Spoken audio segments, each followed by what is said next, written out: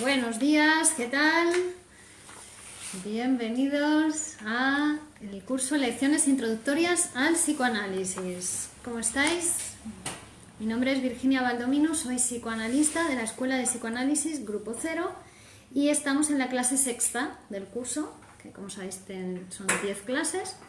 Y hoy vamos a hablar de desarrollo de la libido y organizaciones sexuales. ¿Vale? Desarrollo de la libido y organizaciones sexuales. Bueno, entonces vamos a entrar a trabajar el tema de la sexualidad en psicoanálisis. Para llegar a las conclusiones a las que Freud llegó sobre la sexualidad, no es que se le ocurrieran así espontáneamente, porque además generaron en aquel momento cuando Freud empezó a hablar de la sexualidad como habla el psicoanálisis, pues imaginaos, generó una revolución tanta como a veces se genera ahora cuando una persona escucha por primera vez hablar de la sexualidad infantil o de la sexualidad perversa, ¿no? Es decir, uno se sorprende, ¿no? Se impacta la primera vez que lo escucha. Bueno, pues en aquel momento que nadie había hablado de esto aún, pues bueno, fue tuvo un impacto muy fuerte en la sociedad científica de la época, ¿no? Y de hecho estas lecciones que Freud imparte, hola Beni, buenos días, imparte en la universidad a médicos, ¿no? Él tiene mucho cuidado siempre para transmitir todos los contenidos porque la sociedad científica de su época estaba un poco muy expectante, pero a la vez todas las resistencias científicas y sociales estaban ahí presentes, ¿no? Bueno, entonces Freud, para llegar a las conclusiones que llegó de la sexualidad, utilizó dos fuentes de información, fundamentalmente. Por una parte, lo que le iban contando, ¿no? los pacientes neuróticos, ¿no? También las observaciones de los niños. Y entonces empezó a estudiar lo que eran las perversiones sexuales. Las perversiones sexuales, que a todo el mundo le generan como mucho repudio, mucha repugnancia, nadie quiere saber de eso, ¿no? De las perversiones, pero Freud dice hay que tomarlo de una manera científica en la cuestión y vamos a estudiarlas científicamente, a ver qué pasa en las perversiones sexuales, porque lo que nos va a mostrar es que en las perversiones sexuales hay algo de la sexualidad que está también exagerado, que está, ¿no? Pero que también nos va a poder aportar información acerca de la sexualidad humana normal, del estudio de las perversiones, ¿no? Porque, como ya hemos dicho en varias ocasiones, la diferencia entre la salud y la enfermedad, la diferencia entre lo saludable y lo patológico en psicoanálisis es una diferencia de cantidad. No es que haya nada deteriorado o degenerado en las personas neuróticas y tampoco en los perversos. ¿Vale? Es decir, que con psicoanálisis un perverso sexual podría psicoanalizarse y restituir totalmente su función psíquica. Entonces, estudiando las perversiones sexuales, Freud va a llegar a entender la naturaleza de la sexualidad humana y va a poder modificar el concepto de sexualidad que existía hasta ese momento. Pero, como decíamos, no solamente el estudio de las perversiones sexuales, también el estudio de la sexualidad infantil le permite transformar esta concepción de sexualidad. Al principio, la sexualidad infantil en los niños está como muy indeterminada, muy vaga. ¿Por qué? Porque es una sexualidad que no llega a un acto sexual completo, ¿no? Ni siquiera están preparadas anatómicamente ni fisiológicamente los órganos sexuales genitales en el niño. Pero sin embargo, vamos a ver por qué Freud también habla de sexualidad en el niño, en el lactante, ¿no? Cuando es todo muy indeterminado y muy vago en ese momento. Después ya, a partir de los 3 añitos, los 4 añitos, ya son evidentes las manifestaciones de la sexualidad, como hemos visto en Juanito en el otro curso, ¿no? Que ya es son evidencias claras de que hay una sexualidad infantil. Por otra parte, las perversiones sexuales en los adultos son algo material, manifiesto y tangible, ¿no? Inequívoco. Forman parte de la sexualidad. La sola existencia de las perversiones sexuales, véase exhibicionismo, voyerismo, sadismo, masoquismo,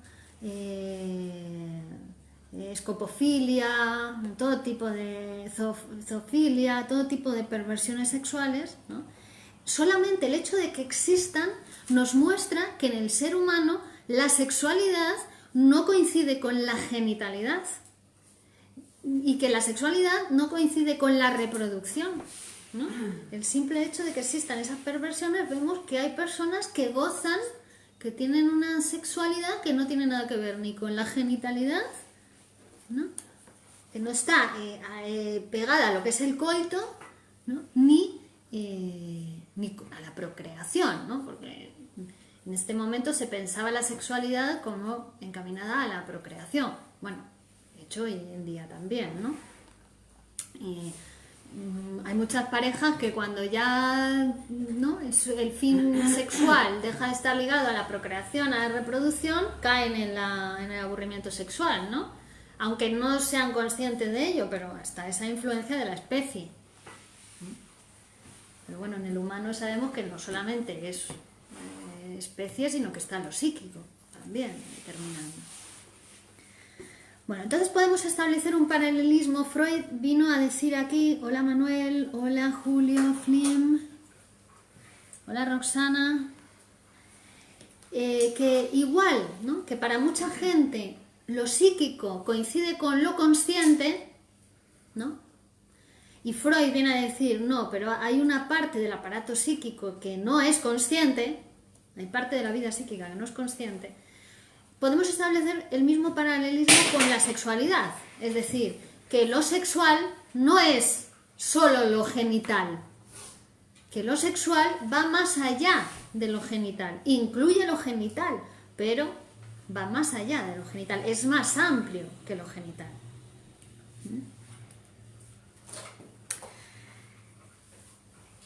Y que por tanto existe algo de lo sexual que no tiene que ver con lo genital y que no tiene que ver con la procreación.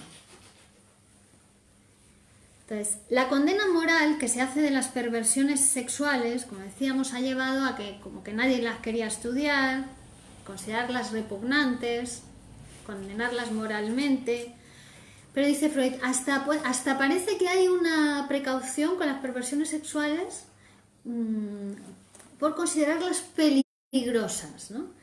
Para evitar caer en la tentación de la perversión sexual, ¿no? Como que si todo el mundo hubiera un repudio, pero al mismo tiempo parece como si hubiera una tentación y por eso uno mismo se defiende de estudiarlas o de acercarse a ellas.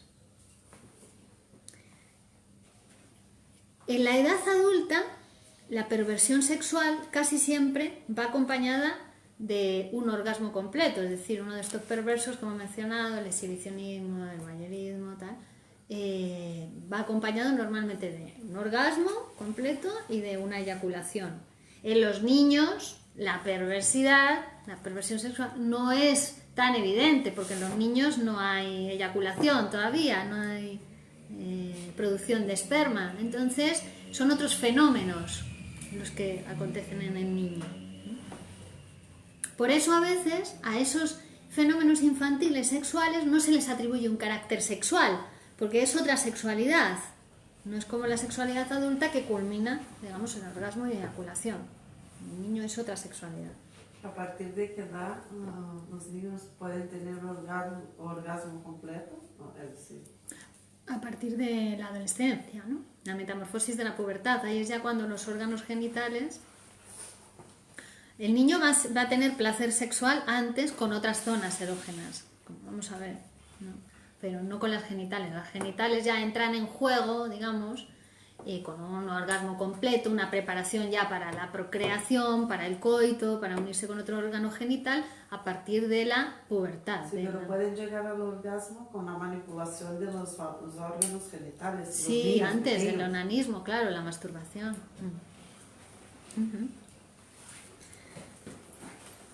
Bueno, entonces, a pesar del desprecio que producen las perversiones sexuales, hemos de reconocer que en la vida sexual del individuo más normal aparece siempre una mezcla de rasgos de sexualidad perversa en toda persona normal.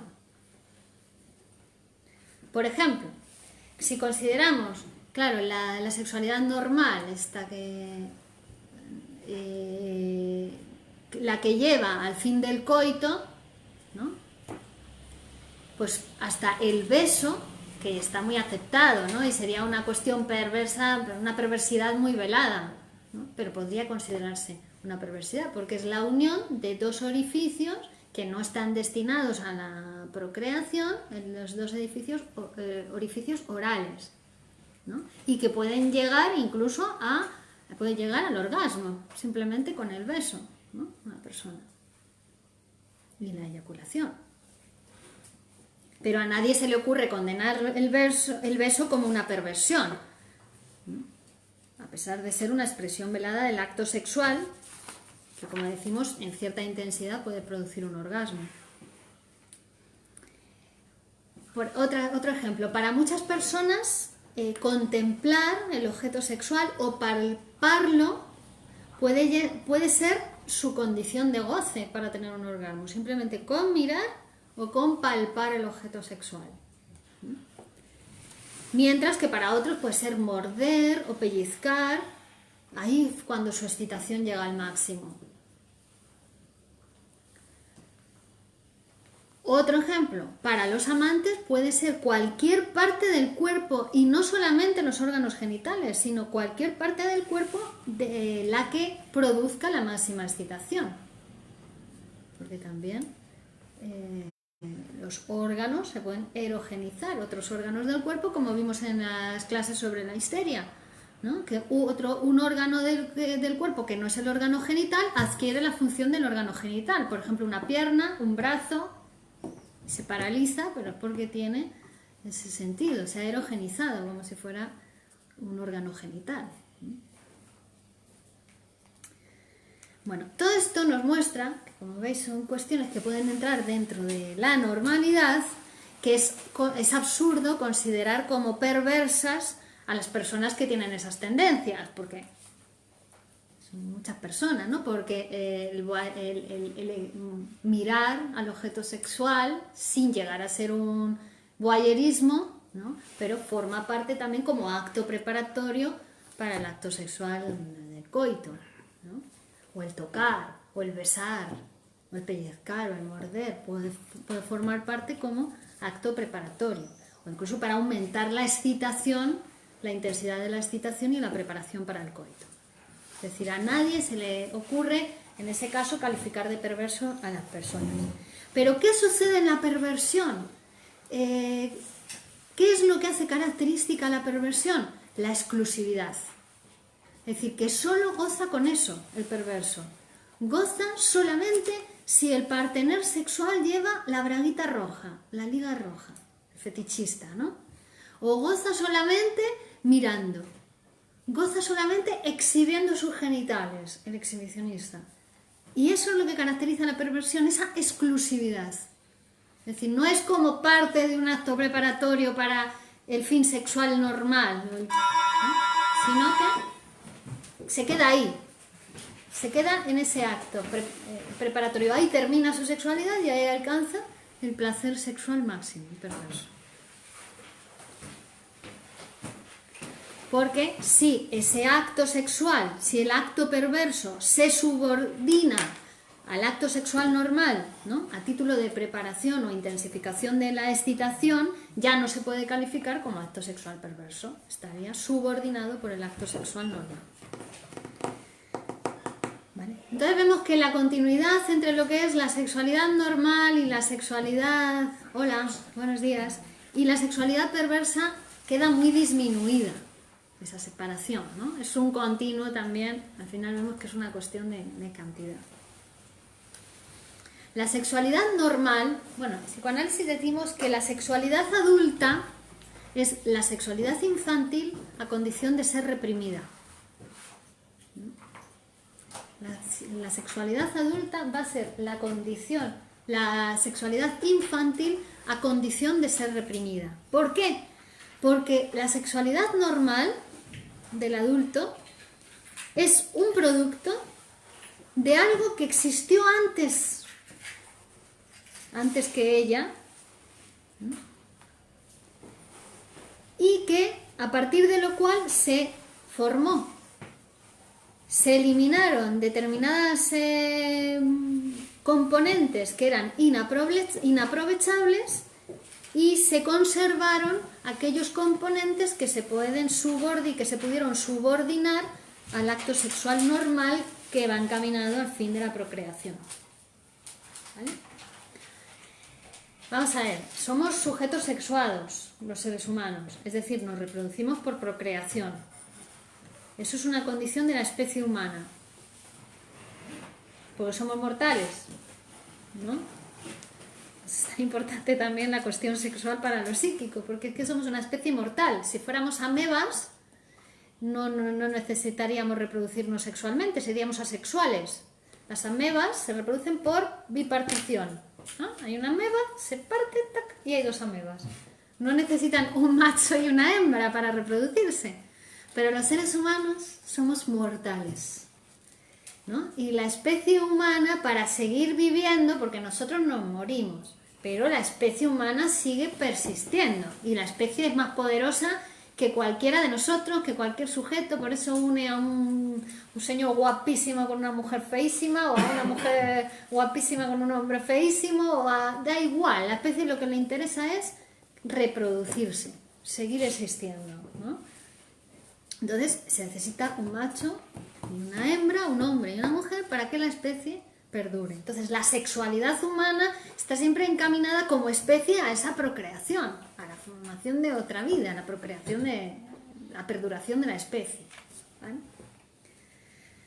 Entonces, como decíamos, la sexualidad adulta va a ser el producto de algo que ya existió en la persona anteriormente, ¿vale? Ya existió en el niño. Pero va a haber ciertos componentes que son inaprovechables que se eliminan y ciertos componentes que son aprovechables que se subordinan al proceso sexual normal. Si la sexualidad es un arma que la sociedad, que la naturaleza tiene para la procreación, la sexualidad, la homosexualidad es un... ¿Qué es? Bueno, la homosexualidad, de hecho ahora veis los homosexuales que adoptan niños, ¿no? Digo que hasta en la homosexualidad hay esa tendencia a la procreación, a constituirse como una familia, ¿no? Y las madres subrogadas constantemente. Y con las madres subrogadas entre personas del mismo sexo. Pero eso no deja de ser la especie que sigue queriendo reproducirse, da igual, que no puede, da igual, contrata una madre subrogada, pero sigue estando, en todo el mundo está esa tendencia de la especie, ese querer, hasta en los homosexuales. A prolongarse en el tiempo, a procrear, a tener descendencia. Y va más allá del sujeto psíquico eso. Es una fuerza de la especie que va más allá del psiquismo, es superior a lo psíquico, superior al psiquismo, la especie. Algo he leído, creo que estaban en los apuntes o en libros de Freud, que la homosexualidad surge en el complejo de Edipo. Ahí es donde surge. Claro. Porque no se ha llegado a la castración, ¿o cómo es eso? No, se ha producido todo igual, pero se ha posicionado, ha adoptado esa posición, ¿no? Que a veces dicen, porque cuando hablamos de la homosexualidad puede hasta considerarse una perversión en el sentido de que el fin sexual es otro, el objeto sexual no es el objeto de sexo contrario, ¿no? Pero realmente en psicoanálisis, ¿no? Cuando nos preguntan, ¿y un homosexual, ¿no? ¿La homosexualidad es una enfermedad? ¿Se tiene que curar? Mira, es una enfermedad si una persona viene a consultar porque no está satisfecho o porque sufre por su homosexualidad, ¿no? Pues como si una persona viene a consultar porque sufre por su heterosexualidad, ¿no? Pues entonces sí, pero si no, no. Y además hay que considerar que la heterosexualidad es lo más difícil de conseguir, en el sentido de que hay muy poca heterosexualidad, porque la heterosexualidad, también podemos considerar homosexualidad la elección de un objeto sexual de carácter narcisista, es decir, cuando se elige pareja, cuando se elige un objeto buscándote a ti mismo, buscando características que te recuerden a ti, o lo que quieres ser, o lo que fuiste en el pasado, ¿no? Una elección de objeto narcisista hasta puede considerarse eso homosexual, homosexualidad psíquica, ¿no? Aunque sea una persona del sexo contrario. Y la heterosexualidad implica más la aceptación de las diferencias, aceptar al otro como una persona diferente, o incluso ¿no? Tener relaciones diferentes con diferentes personas, ¿no? Porque todas esas relaciones se hacen con la libido. Las relaciones que estamos haciendo aquí nosotros ahora son relaciones sexuales en el sentido de, por eso en psicoanálisis lo sexual es todo lo tocado por la palabra. Estamos, ¿no? Vuestra libido, ¿no? Me está libidinizando, la mía a vosotros, eso es sexual, energía sexual, la libido, ¿no? Sin coartado en su fin genital, ¿de acuerdo? ¿No? Veis que se amplía la concepción de sexualidad para el psicoanálisis, ¿no? Y por eso puede haber relaciones sexuales incestuosas sin necesidad de que las haya efectivamente, sino que pueden darse en el psiquismo de esa persona.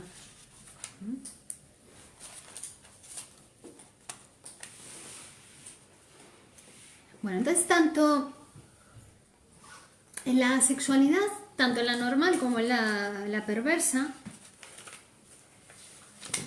hay una centralización de una manera perfecta, ¿no? Todas las manifestaciones de su actividad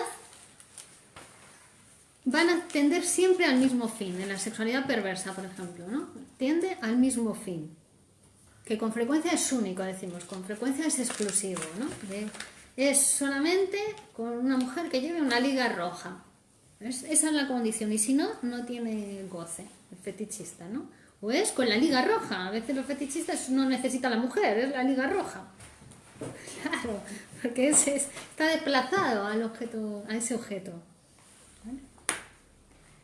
Entonces, vemos que en la sexualidad perversa lo que predomina es una tendencia parcial de la sexualidad y excluye todas las otras tendencias de la sexualidad, todas las otras formas de goce, las excluye, como si no existiesen para el perverso. O la subordina a la que es la tendencia parcial, principal, única para él.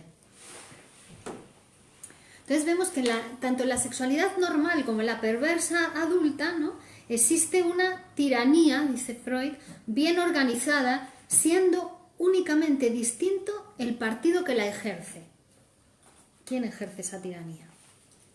Sin embargo, en la sexualidad infantil no hay centralización, no hay organización, sino que todas esas tendencias parciales de la sexualidad, ¿no? Tienen los mismos derechos.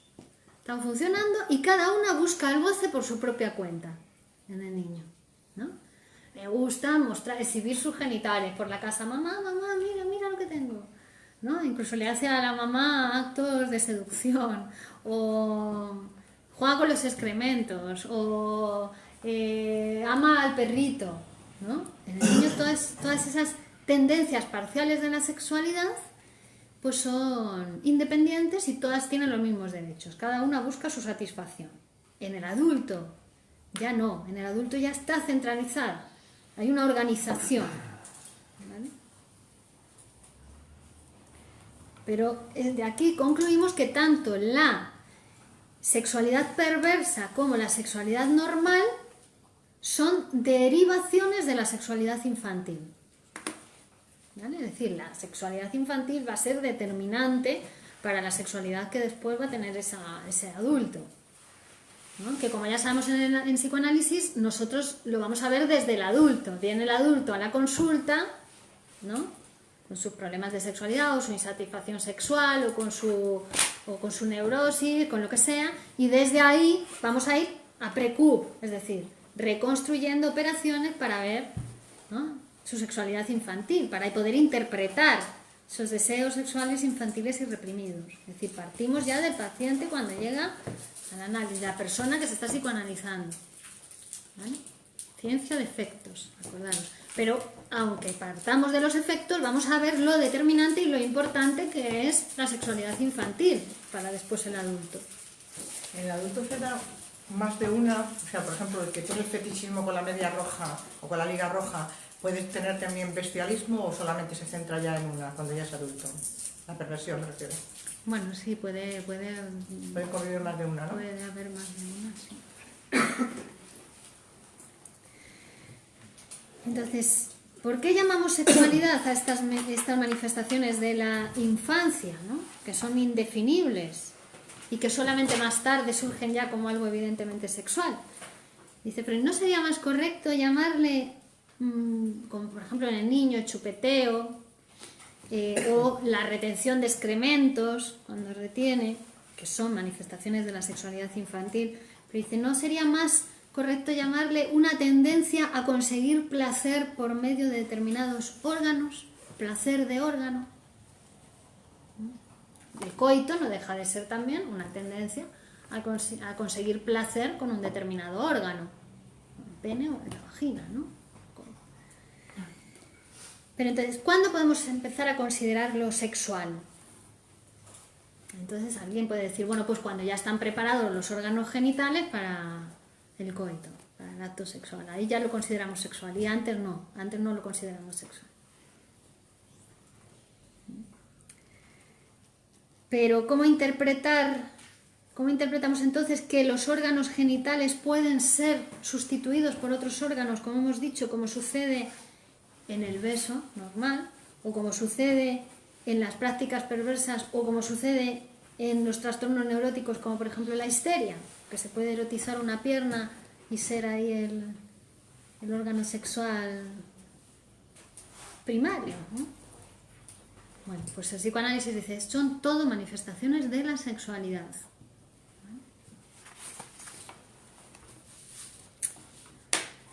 En la neurosis, buenos días, saludos desde New York a España. Buenos días, Flavio.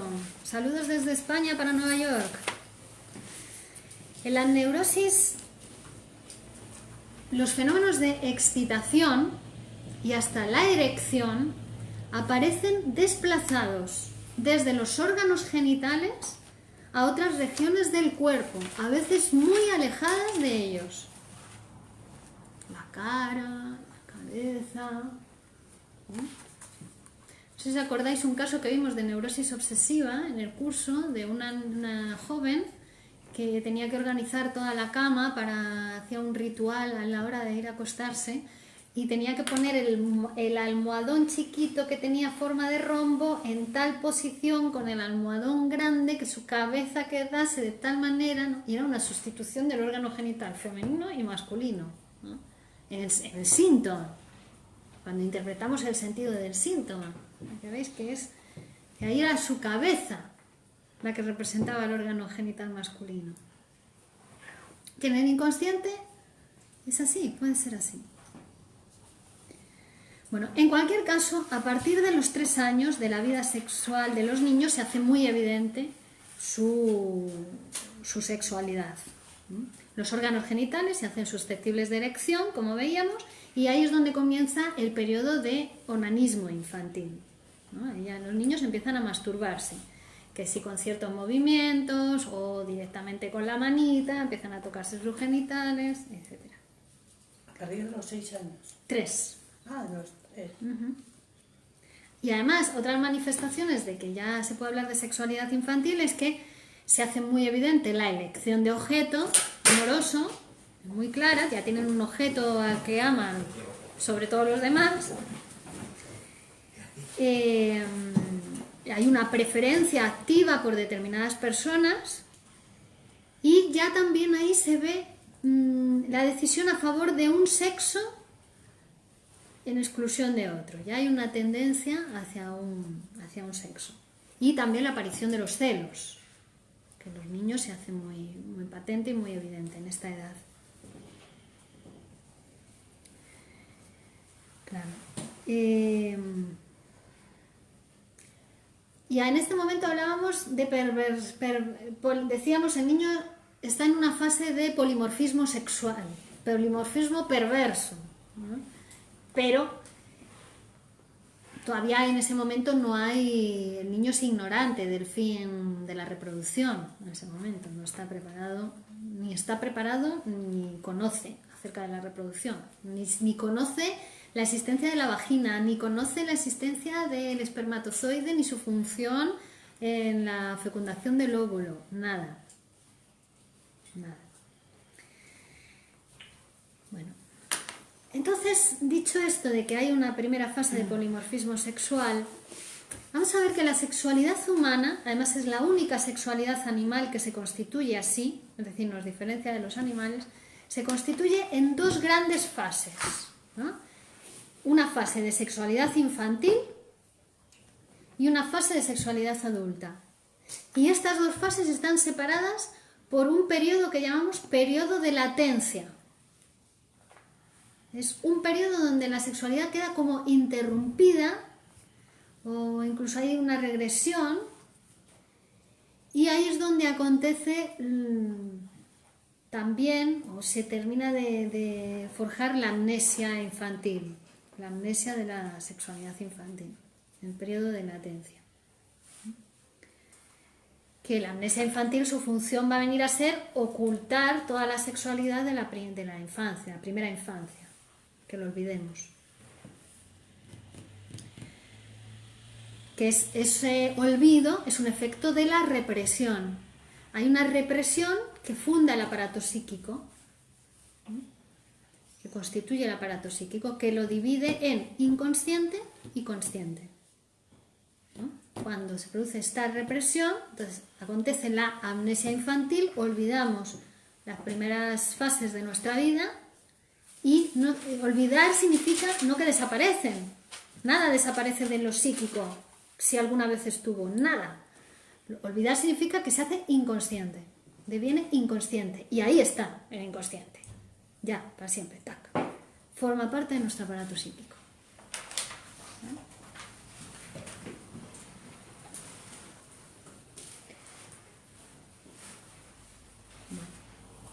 Entonces, en la primera fase de la sexualidad infantil, y especialmente a partir de los 3 años, ya el niño, la sexualidad del niño presenta muchas analogías con la del adulto, pero se distingue de ella entonces porque no hay una sólida organización bajo la primacía de los órganos genitales todavía, por ese carácter perverso que hemos dicho y por la menor intensidad del instinto.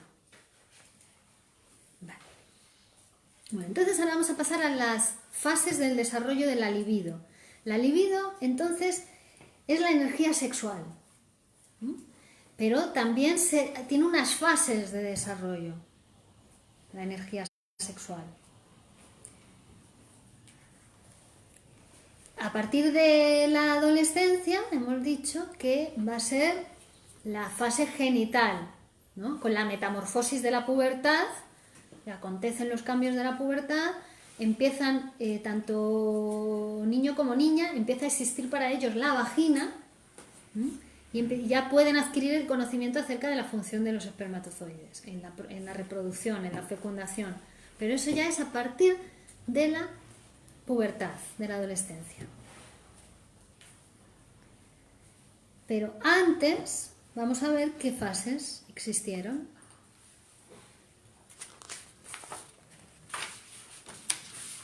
¿Y esto cómo lo descubrió Freud?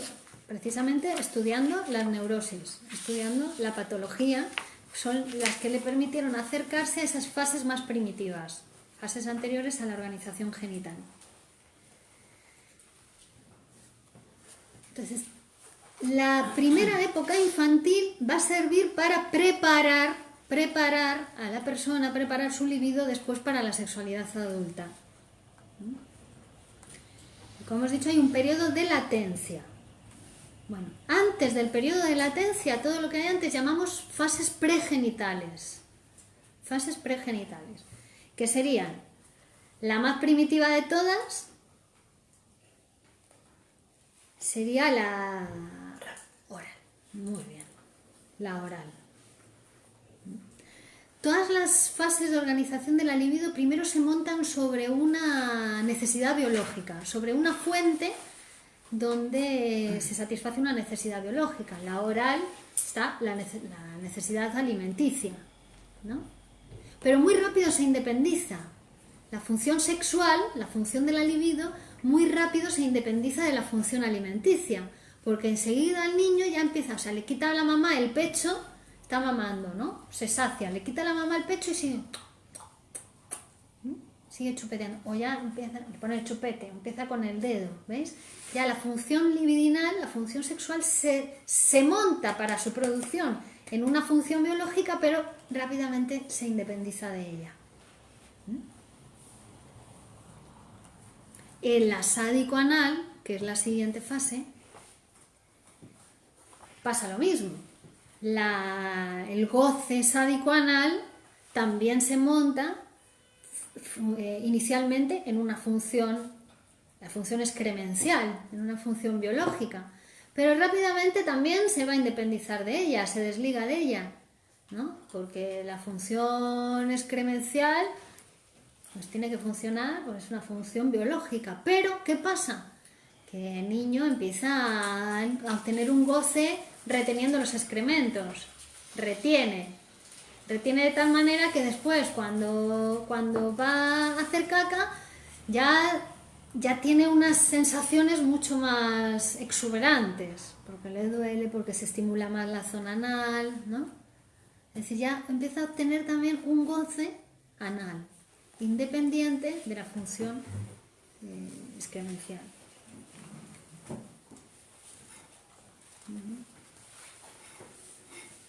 Es decir, esta función de la libido, la función sexual, no es que aparezca de una vez y ya está, ¿no? Como se creía antes en la adolescencia. Ahí es cuando aparece la función sexual.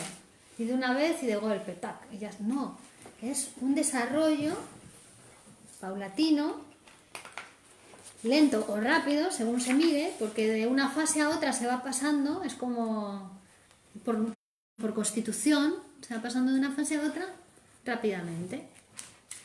Y además no desaparece la fase anterior nunca, es decir, al goce oral se va a sumar después el goce anal, pero no desaparece el goce oral, sino el beso en los adultos no seguiría siendo, ¿no?, un acto sexual, es decir, o la estimulación del ano también forma parte de la sexualidad adulta. ¿Veis? Lo que al principio eran tendencias parciales, después se van sumando y se van subordinando al acto sexual normal adulto.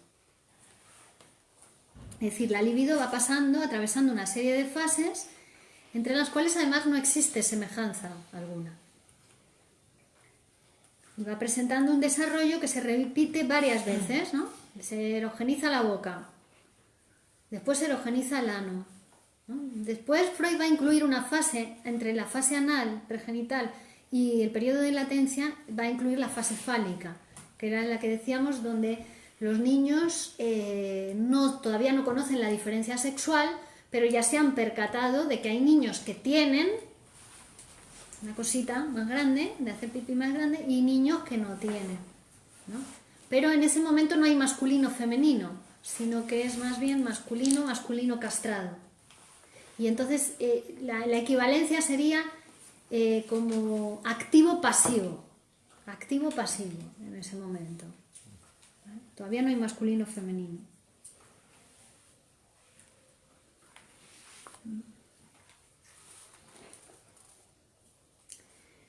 Es decir, al principio la vida sexual presenta una total incoherencia, hallándose compuesta de un gran número de tendencias parciales que ejercen su actividad independientemente unas de otras, en busca de placer local. Busca placer local procurado por los órganos, la boca, el ano, que además, fijaos que siempre son los agujeros del cuerpo, ¿no? Son los agujeros, que los agujeros se hacen, los tenemos que erogenizar. El niño cuando chupetea es porque es necesario erogenizar la boca. Son los agujeros del cuerpo, es el contacto entre el exterior y el interior, entre el afuera y el adentro, donde entra el alimento del exterior, o luego donde sale, ¿no?, la caca, al exterior, del dentro, el afuera. Son los agujeros del cuerpo. Bueno, entonces esa primera anarquía va a estar mitigada por ciertas predisposiciones a las organizaciones pregenitales, es decir, ya existe una predisposición en nosotros para que después se vaya organizando esa primera anarquía en torno a esas zonas erógenas, la oral, la anal y después más tarde la genital. Y hay procesos que van asegurando el paso de una fase de organización a la fase siguiente y superior, aunque la anterior no se pierda, pero se va sumando. Y se trata de un largo y gradual desarrollo de la libido.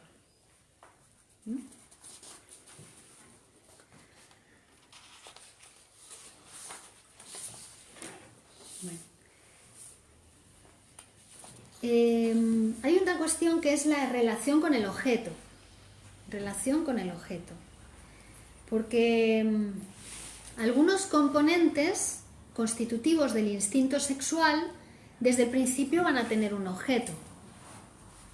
Por ejemplo, la tendencia a dominar, el sadismo, que tiene mucho que ver con la fase sádico-anal, ¿no? La tendencia a dominar a la madre. Ah, sí, me cabreo con la... Pues ahora no hago caca. Hace el niño, ¿no? Se queda 4 o 5 días sin hacer caca y la madre está desesperada. Ay, ¿qué le pasará? Es una tendencia a dominar. Eso es inconsciente, pero fíjate, yo siempre pensaba eso orgánico, no tenía nada que ver con la mente. No. Les pasa a muchas Claro, niños tiene y que niñas. ver con la relación con la mamá. Todavía no tiene inconsciente el niño, pero tiene sexualidad. Y es una tendencia a dominar, el dominio, que después va a niño que ha quedado fijado en esa fase anal o que tiende a la regresión a la fase anal, pues es un adulto dominante que tiende a dominar, un poco sádico con los otros, muy sádico. El neurótico obsesivo, vemos que regresa a esa etapa sádico-anal. A la oral, pues no sé, alguien muy mamón. ¿Qué mamón? Pues el típico que solo quiere que le den y nunca da, ¿no? El egoísta. Claro, vuelve a la etapa oral, ¿no? No para de comer, o fuma todo el tiempo, o bebe, no para de beber, ¿no? Muchas cuestiones con el alcoholismo, el tabaquismo, tiene que ver con una fijación a la fase oral.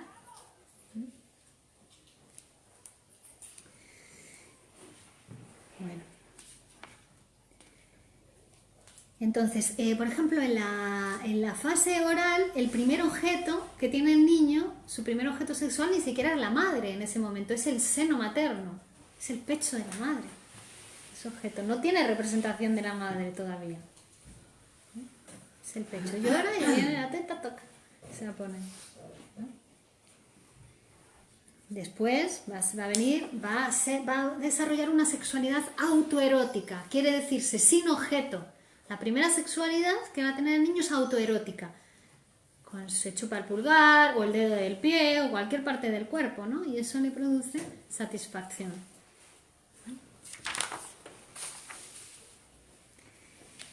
Y en el desarrollo posterior, después de esta fase autoerótica, el niño va a tener que renunciar al autoerotismo, es decir, reemplazar esa parte del cuerpo con la que se está proporcionando placer por un objeto exterior y unificar los diferentes objetos de las distintas tendencias, ¿no? Y reemplazarla por un único objeto. Es decir, todas esas tendencias parciales y anárquicas de la primera infancia también van a ir unificándose, uniéndose en favor de un objeto sexual. Y las que sean inutilizables pues se van desechando. Pero hay una parte muy importante de la constitución de la sexualidad infantil, de la que ya venimos hablando en otras clases, que acontece ahí, antes de... ¿no? Hemos visto fase oral, fase anal, fase fálica y periodo de latencia. Bueno, pues antes de entrar en el periodo de latencia está lo que ya hemos hablado, el complejo de Edipo, ¿no? El complejo de Edipo, que el complejo de Edipo, bueno, la tragedia de Edipo, la tragedia de Sófocles ya la conocéis, ¿no? Que a Edipo el oráculo le había predicho a sus padres, a los reyes de Tebas, que ese niño iba a matar a su padre y se iba a casar con su madre. Entonces lo abandonan al niño y lo recogen unos pastores y lo llevan a los reyes de Corinto. Los reyes de Corinto lo educan como si fuera un príncipe, como si fuera su hijo. Y una vez consulta al oráculo y le dice, mira, tu destino es que vas a matar a tu padre y te vas a casar con tu madre. Y entonces Edipo huye de Corinto pensando que sus padres son los reyes que le han criado. En el camino se encuentra con Layo, que es el rey de Tebas. Entran en una disputa y mata a Layo, que es su padre.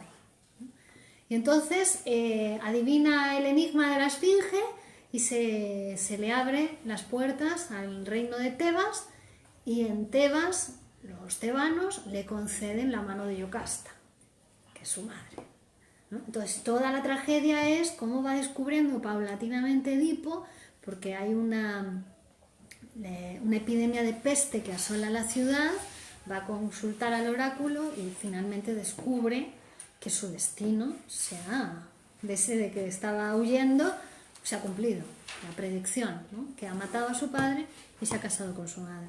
Y entonces Edipo ahí, horrorizado, se arranca los ojos.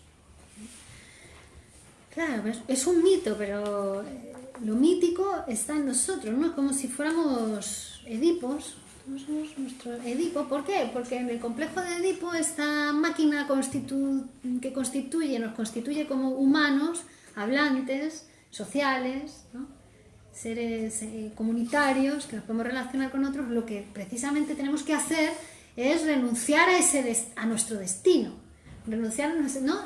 Que es ese primer amor que era nuestra mamá, ¿no? Y ese primer deseo de acabar con el padre, que era el que se interponía en la relación con la madre, ¿no? Pero ¿por qué somos Edipos? Pues porque aunque por mucho que tratemos de escapar de eso deviene inconsciente, se hace inconsciente en nosotros. En el complejo de Edipo son todos esos procesos, ¿no? De elección de la madre y rivalidad con el padre, y luego de elección del padre y rivalidad con la madre, a los que vamos a tener que renunciar. Hay que renunciar a esas dos cuestiones, al incesto y al acto criminal, ¿no? Y eso es lo que te permite ser un sujeto social, salir a la sociedad, al mundo, poder relacionarte con otros. Renunciar a esas dos cuestiones, que por otra parte son los dos crímenes que están prohibidos desde la primera organización social humana, que era el totemismo. Son las dos cuestiones que tuvieron que prohibirse para que para que los humanos se pudieran organizar socialmente, de alguna manera. Primeramente fue a través de los tótem, ¿no? Esto lo explica Freud en el libro Tótem y Tabú, que ya estudiaremos. Pero esas tendencias quedan en el inconsciente de nosotros. No desaparece nada de lo que alguna vez existió en el ser humano, incluso filogenéticamente, incluso en nuestro desarrollo como civilización, como sociedad. Hubo inicialmente ese asesinato del padre. Hubo inicialmente las relaciones incestuosas, pero quedaron prohibidas. Tanto es así que sigue siendo una prohibición, o sea que se prohíbe aquello que hay una tendencia a eso, si no, no se prohíbe, ¿no? Y es muy fuerte la prohibición social, prohibición de las costumbres, ¿no? ¿Ahí? Por otra parte, el hombre, también, otra cosa que nos muestra esa tendencia es que a los dioses siempre les ha atribuido la posibilidad de casarse, ¿no? De las relaciones incestuosas. Los dioses sí pueden. Incluso en civilizaciones antiguas como la egipcia o los incas, Ellos sí tenían los grandes, los faraones o los dioses incas sí podían casarse entre hermanos o padres e hijos, pero eso le estaba prohibido al común de los mortales, ¿no? Es algo que se le atribuye a los dioses. Bueno. Entonces, el complejo de Edipo también forma parte muy importante, tanto que es como el núcleo de la constitución sexual. Y lo que pase ahí, cómo cada uno resuelve su Edipo, determina su sexualidad adulta. Vemos, por ejemplo, en los neuróticos, cómo no han resuelto esa cuestión incestuosa o no han resuelto la hostilidad hacia el padre. Y los síntomas precisamente vienen a ser una sustitución, una satisfacción sustitutiva de esas tendencias sexuales reprimidas, pero porque no han quedado bien reprimidas, no han quedado bien resueltas. Entonces, en el síntoma sigue estando la expresión de la relación incestuosa, la no separación de la madre o del padre, o la tendencia hostil, que como no se puede hacer en la realidad, se hace a través de un síntoma. ¿Vale?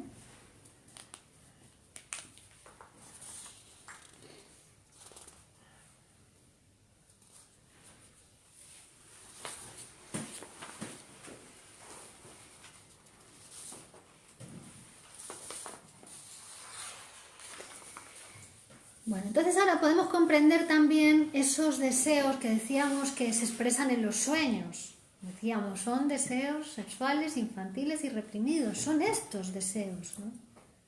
Los que se expresan en los sueños también.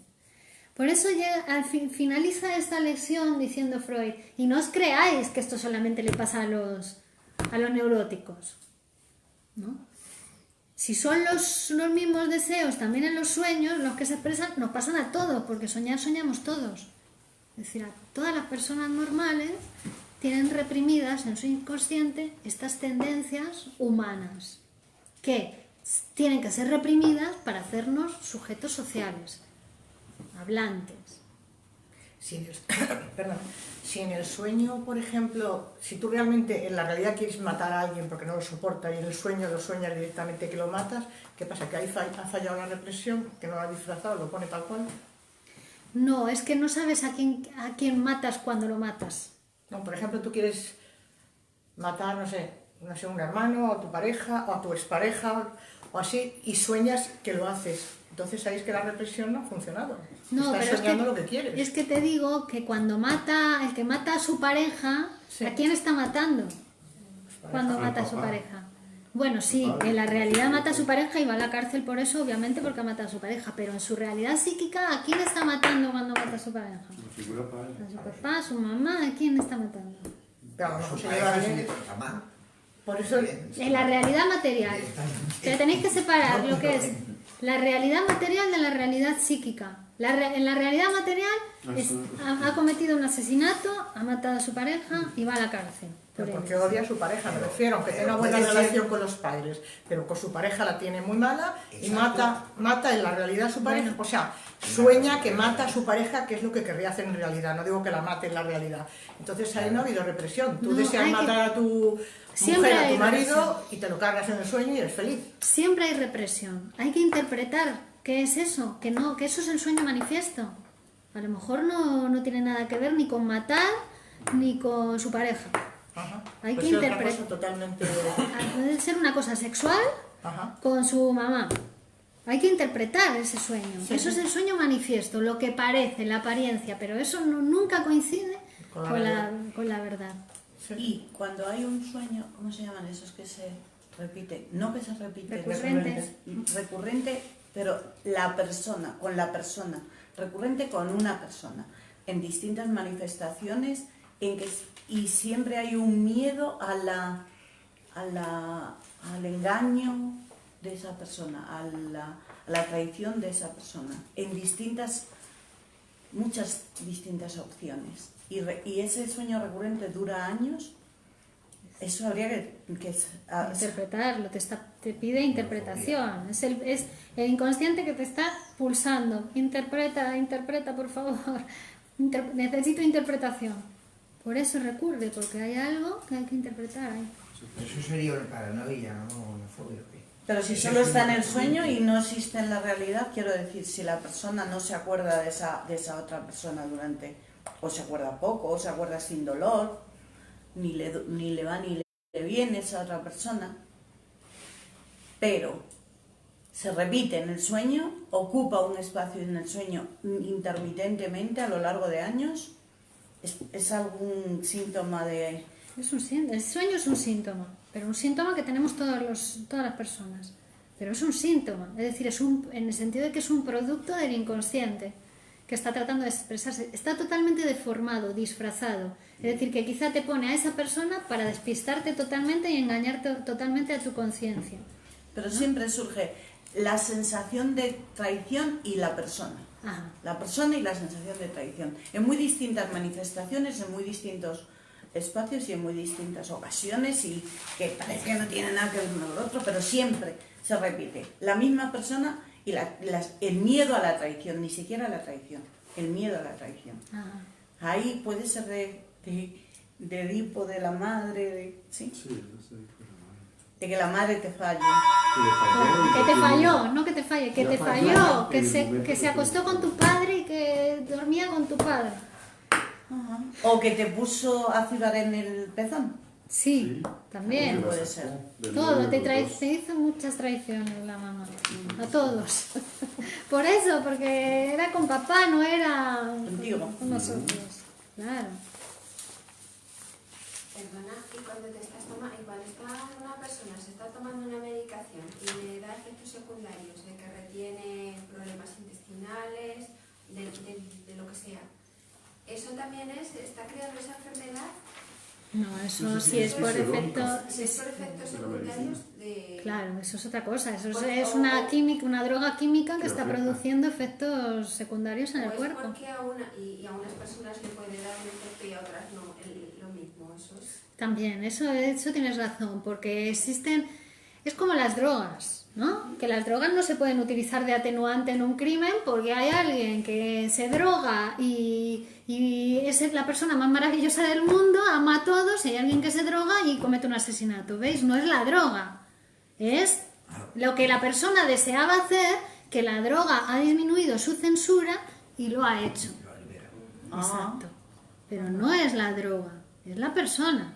Entonces también los efectos secundarios tienen que ver con la persona que los toma. Es decir, si a uno le estriñe y a otro no, pues sí que podemos también pensar en que haya una tendencia a la erogeneización de la zona anal en esa persona. Volverías a la infancia. En el síntoma sí, Síntoma, sí. en el estreñimiento.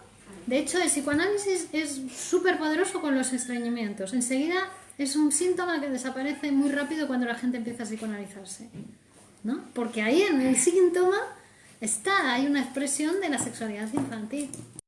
De hecho, yo no conozco ninguna persona que tenga problemas intestinales que no los tenga psicológicos. Yo conozco varios casos y Claro, siempre tienen además problemas intestinales. Claro, es que el psiquismo está en todo el cuerpo, no solo ¿no? Está en nosotros. Parece que hay una predilección de la psiquis a instalarse en el intestino, ¿o qué? Bueno, es que, como hemos visto, es la zona de la sexualidad más primitiva. La boca, cuando decimos la boca, es la boca, la lengua, todo el aparato digestivo, ¿no? Alimenticio, y está conectado con el aparato excretor, Claro. ¿no? Y es la zona de erógena sexual más primitiva en el ser humano. La boca y después el ano. Entonces, claro que está muy implicado en las cuestiones psíquicas. Yo también me había dado cuenta, perdón, de que hay muchos niños, incluso mi madre me hablaba, de que hay una fase en mí, que hubo una fase en mí y luego lo hubo en mi hermano, y yo lo comprobé en mis nietas también, que hay un periodo mientras son chiquititos que es que como que no hacen caca y que no hacen caca y hay que ayudarles porque se niegan como que no hacen caca. Es una cuestión de se están estrenándose en esa nueva capacidad que están haciendo en ellos de obstinación, de dominación, ¿no? Que luego se puede convertir en un rasgo del carácter. La limpieza, la retención, la tacañería, todo eso parte de ahí. Una madre, por ejemplo, súper protectora o absorbente, puede influir en la elección sexual, de la opción sexual, por ejemplo, masculina o femenina, por ejemplo, de que un chico elija una opción de homosexualidad. Sí, claro. Influye. Puede influir, claro, pero lo vamos a estudiar siempre desde el final. Es decir, viene la persona, el chico homosexual, y ahí cuando empieza a hablar, vemos cómo ha sido su madre. Entonces te cuenta, sí, es que mi madre, ¿no? Entonces, sí, no es que todas las madres absorbentes ahora vayan a tener hijos homosexuales. No. Quiero decir, pero puede influir, sí, porque hay una opción de la homosexualidad que es en el momento en que tiene que abandonar a la madre y elegir El modelo paterno de identificación, identificarse con el padre, vuelve a identificarse con la madre y elige en la realidad un objeto sexual que se parezca a él. Entonces, como él está en posición madre y elige a alguien en la realidad parecido a él, al que cuida, ¿no? Es una de las posiciones de la homosexualidad. Otra cosa, yo he tenido, en clase, maestra, un niño, estoy pensando en él, un niño de 7 años, pero un niño de 7 años que era absolutamente niña, digamos, absolutamente. O sea, ¿esto es por constitución física o por qué? O sea, todas sus manifestaciones eran femeninas. Entonces, a él no le gustaba jugar al fútbol, él quería las muñecas, eran exactamente, o sea, el comportamiento que podía tener una niña, no el de un niño. ¿Por qué? Eso también es... Sí, porque todos nos tenía 7 años el niño. Bueno, habría que ver, pero todos nos identificamos. Todos hemos tenido algún momento donde hemos sido absolutamente niñas y un momento donde hemos sido absolutamente niños, aunque seamos hombres o mujeres. Es decir, porque... Ese niño era claro. Bueno, habría que ver el caso, pero tampoco significa que eso pueda ser algo anormal. Puede pasar esa fase y ya está. No, claro. Yo creo que no. Bueno, yo he conocido hombres que no es porque se depile, no haga, sino que son físicamente mucho más suave la expresión y todo que cualquier mujer. Bueno, es que puedes, pero ahí están las diferencias morfológicas entre adelante, las diferencias, pero eso no significa que sea menos hombre. No, pero que eran homosexuales, pero que yo los he tratado ya siendo adultos y son más femeninos que yo, pero no porque fuercen una manifestación, es que su aspecto, sus reacciones, su físico, la dulzura en la cara, vamos, 20 veces más femenino que cualquier mujer. Que sí, que hay esas diferencias, que también nos diferenciamos en el grado de feminidad y grado de masculinidad. Dos mujeres pueden ser una más femenina y otra más masculina, y ser mujeres y ser heterosexuales, que hay esas diferencias, porque todos, hombres y mujeres, una parte femenina y una parte masculina. Todos somos bisexuales. Todos somos. Eso puede llegar a cambiar las características físicas sexuales, no las sexuales, las características físicas de esa persona. No, que esa persona es así, no es que le hayan cambiado, es que es así. No me refiero a eso. El que hayas desarrollado más la parte femenina desde el principio puede hacer que cambie tu físico hasta ese extremo. O al revés, o que partes de un físico muy femenino y tiendes a fomentar esa parte femenina. También podría ser. Bueno, es más bien el psíquico es sobredeterminante. El psíquico, madre. Lo psíquico es sobredeterminante. Vaya, Bueno, muy bien, entonces dejamos aquí y comenzamos. Bueno, muchas gracias. Vamos a la segunda clase de fobia y paranoia, que hoy empezamos la paranoia, pero interrumpimos y comienza otro vídeo. Hasta ahora.